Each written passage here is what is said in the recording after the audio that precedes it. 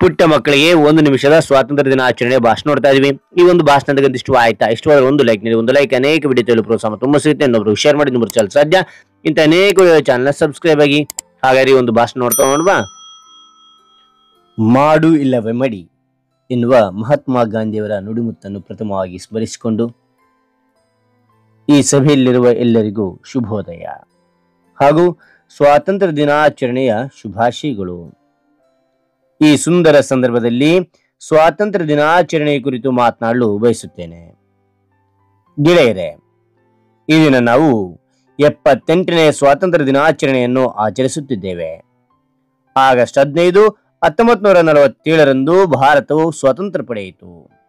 ಸುಮಾರು 200 ವರ್ಷಗಳ ನಂತರ ಬ್ರಿಟಿಷ್ ಆಳ್ವಿಕೆಯು ಅಂತ್ಯಗೊಂಡು ಅಖಂಡ ಭಾರತದ ನಿರ್ಮಾಣವಾಯಿತು. ಈ ದಿನಕ್ಕಾಗಿ ಲಕ್ಷಾಂತರ ಹೋರಾಟಗಾರರು ಪ್ರಾಣ ಬಿಟ್ಟಿದ್ದಾರೆ. ಈ ದಿನ ಸ್ವಾತಂತ್ರ್ಯ ಹೋರಾಟಗಾರರ ಧೈರ್ಯ, ನಿಸ್ವಾರ್ಥ ತ್ಯಾಗವನ್ನು ನೆನಪಿಸುತ್ತದೆ.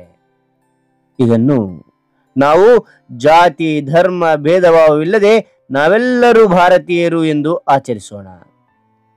ನಾವೆಲ್ಲರೂ ಒಟ್ಟಾಗಿ ಇರೋಣ ಎಂದು ತಿಳಿಸುತ್ತೇನೆ. ಜೈ ಹಿಂದ್, ಜೈ ಭಾರತ್. ಹಾಗಾದ್ರೆ ಈ ಒಂದು ಭಾಷಣ ಇಷ್ಟವಾದ ಲೈಕ್ ಮಾಡಿ, ಶೇರ್ ಮಾಡಿ, ಸಬ್ಸ್ಕ್ರೈಬ್ ಆಗೋದು ಮರಿಬೇಡಿ. ಮತ್ತೊಂದು ಹೊಸ ವಿಷಯ ಭೇಟಿ ಆಗೋಣ. Thank you for watching. Bye.